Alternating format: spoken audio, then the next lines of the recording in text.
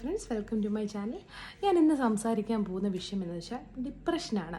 ഒരു വ്യക്തി ഡിപ്രഷൻ സ്റ്റേജിലോട്ട് കടന്നു പോകുന്നത് നമുക്ക് ആർക്കും അറിയാൻ പറ്റാത്ത ഒരു കാര്യമാണ്.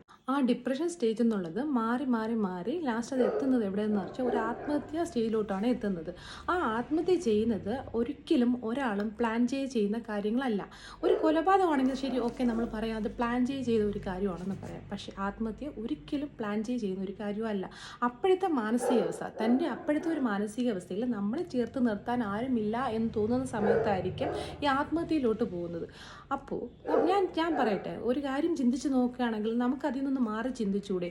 ഇപ്പോൾ ഈ വീഡിയോ കാണുന്ന ആർക്കെങ്കിലും ഒരാൾക്കെങ്കിലും ഈ കാര്യം ഉപകാരപ്പെടുകയാണെങ്കിൽ ദയവായി എനിക്കൊരു മെസ്സേജ് എങ്കിലും അയക്കണം. ഓക്കെ, നമ്മൾ ഈ സ്റ്റേജ് മാറി ഇപ്പം ഞാനുണ്ട്, ഇപ്പം എനിക്ക് ചുറ്റും ആൾക്കാരുണ്ട്, എല്ലാവരും ഓരോരോ പ്രശ്നങ്ങളിലൂടെ കടന്നു പോകുന്ന ആൾക്കാർ തന്നെയാണ്. നമ്മൾ ഇപ്പോൾ ഞാൻ ഇന്ന് ഒരു സിറ്റുവേഷനിൽ ഇന്നൊരു പ്രശ്നം അനുഭവിക്കുന്നുണ്ടെങ്കിൽ നാളെ ഞാൻ വേറൊരു സിറ്റുവേഷനിൽ വേറൊരു പ്രശ്നമായിരിക്കും അനുഭവിക്കുന്നത്. അപ്പോൾ ഇത് കഴിഞ്ഞ് നമ്മളിപ്പോൾ ഇതിലും വലുതായിട്ട് വേറൊരു പ്രശ്നം വരുമ്പോഴേക്കും നമ്മൾ അത് ഫേസ് ചെയ്യും. അതിൽ നിന്നും വലുതായിട്ടൊരു പ്രശ്നം വരുമ്പോൾ അതും നമ്മൾ ഫേസ് ചെയ്യും. നമുക്ക് വേണമെന്നുള്ളത് ഒരു ഉൾക്കരുത്താണ്. നമുക്ക് എല്ലാം നേരിടാൻ പറ്റും എന്നുള്ള ഒരു ധൈര്യം നമുക്കുണ്ടെന്നുണ്ടെങ്കിൽ നമ്മളെ തോൽപ്പിക്കാനൊന്നും ആർക്കും പറ്റില്ല. നമുക്കൊരു ഡിപ്രഷൻ സ്റ്റേജ് വരുമ്പോൾ നമുക്ക് ആദ്യം അറിയാൻ പറ്റും, ശരി, നമുക്കൊന്നും കിട്ടാത്തത് കൊണ്ടാണ് നമ്മൾ ഈ സ്റ്റേജിലോട്ട് പോകുന്നത്.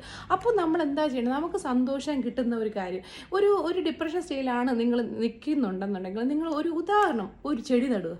ഒരു ചെടി നട്ട് കഴിയുമ്പോഴേക്കും നമ്മൾ അതിലൊരു പൂ വരുന്നത് കാണാം, നമുക്ക് അതിലൊരു സന്തോഷം കിട്ടും. ഈ ഡിപ്രഷൻ സ്റ്റേജിൽ ഇരിക്കുന്നവർക്ക് ഒരു ചെറിയ സന്തോഷമായാലും കിട്ടിയാൽ മതി കേട്ടോ, അവരെ മൈൻഡൊന്ന് മാറാനായിട്ട്.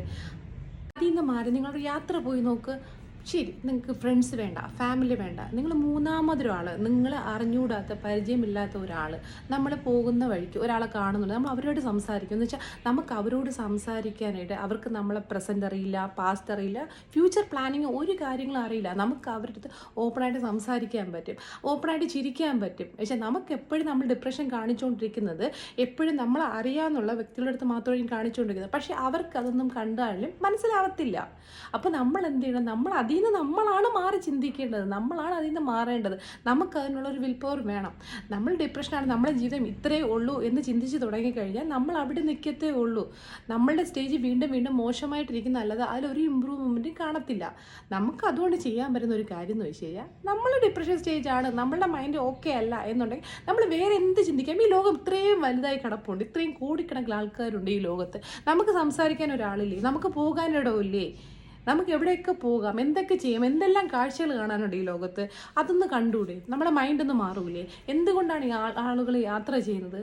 യാത്ര ചെയ്യുമ്പോൾ കിട്ടുന്ന ഒരു അനുഭവമുണ്ട്. നമ്മളുടെ പുതുതായിട്ട് കാണുന്ന ഒരു എപ്പോഴും നമുക്ക് പുതുതായിട്ട് കാണുന്ന ഒരു സാധനത്തോട് എപ്പോഴും നമുക്കൊരു എന്താ പറയുന്നത്, ഒരു ഇഷ്ടം കൂടുതലായിരിക്കും. അതുപോലെ തന്നെ യാത്രയും പുതിയ ആൾക്കാരുമായിട്ട് സംസാരിക്കുന്നത്, പുതിയ ഭക്ഷണം കഴിക്കുന്നത്, പുതിയൊരു സ്ഥലത്തോട്ട് പോകുന്നത്, ഇതൊക്കെ ചെയ്യുമ്പോഴേക്കും ഈ ഡിപ്രഷനിലിരിക്കുന്ന ആൾക്കാർക്ക് ഒരു വ്യത്യാസം വരും കേട്ടോ.